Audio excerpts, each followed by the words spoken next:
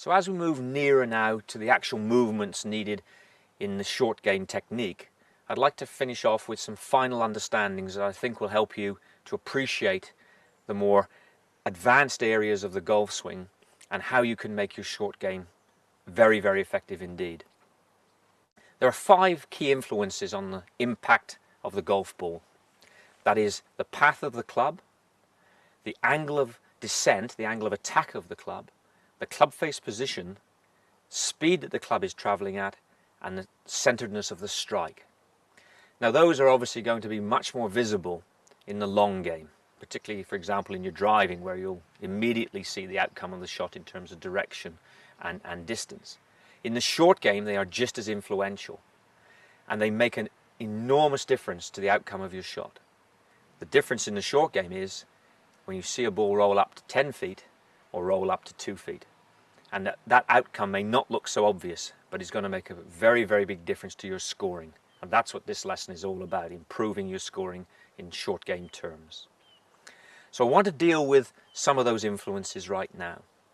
And they really, I term them in terms of the arc of the swing, the plane or angle of the swing, the angle of attack of the swing, the descent, and then we'll talk a little bit about 1 or 2 other areas of the swing movement that are associated with those. So let me start off explaining to you a little bit of a misconception with many players in golf. They believe that much of the short game is based on a straight line swing, and they go about trying to control the club itself by moving their hands and arms and swinging the club in relatively a straight line. That's incorrect. As with all golf swings, because we stand to the side of the ball and the ball is below us, the club travels on an inside path. It comes inside. And it also is describing an angle from both this viewpoint and also from this one. So from this angle, if I deal with this first, this is what I will refer to as the arc of the swing. Almost we could call it the circle of the swing. And there's 2 areas we need to be aware of. That's the circle or arc of the swing of the club head and that of the hands. Obviously what we do here with our hands influences what's going on at the other end of the club. But that influence is not only in terms of how wide we swing our arc, in other words, here's a wide swing, here's a narrow one, but also in terms of how we use our hand and wrist action. So they're quite significant influences. And what we're trying to achieve within that arc is a circle, basically, as in most golf shots, that will be fractionally wider back than it is down. So what we tend to see with golfers is the backswing tends to be a little wider in the arc, wider in the circle, the downswing slightly narrower. And the reason for that is simply as we set the club up and then we turn our body back towards the target, we're really bringing it a little bit more in and closer to our body, and it's coming down as a slightly more descending blow. We'll come back to angle of attack in a moment. From this angle, looking down the target line, we're dealing with the plane of the swing. We're dealing with the angle of the golf swing. In other words, that's an upright plane and a steep angle, and this one would be a shallow angle with a flat swing plane. And what we're looking for is something in the middle. From our posture and setup position, which influences the angles of the swing, we're swinging the club up and into a fairly neutral angle.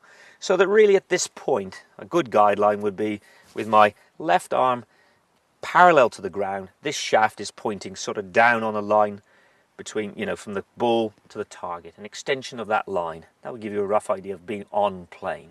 If I was here, I'd be off plane, and if I was here, I'd be off plane in the other direction.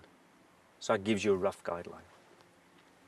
In terms of angle of descent, obviously what we're trying to do, we don't want to get the club coming down too steeply and digging in. And what happens with a lot of players when they come down too steep, they either will take a big divot, and although they contact the ball reasonably okay, they have no control of it.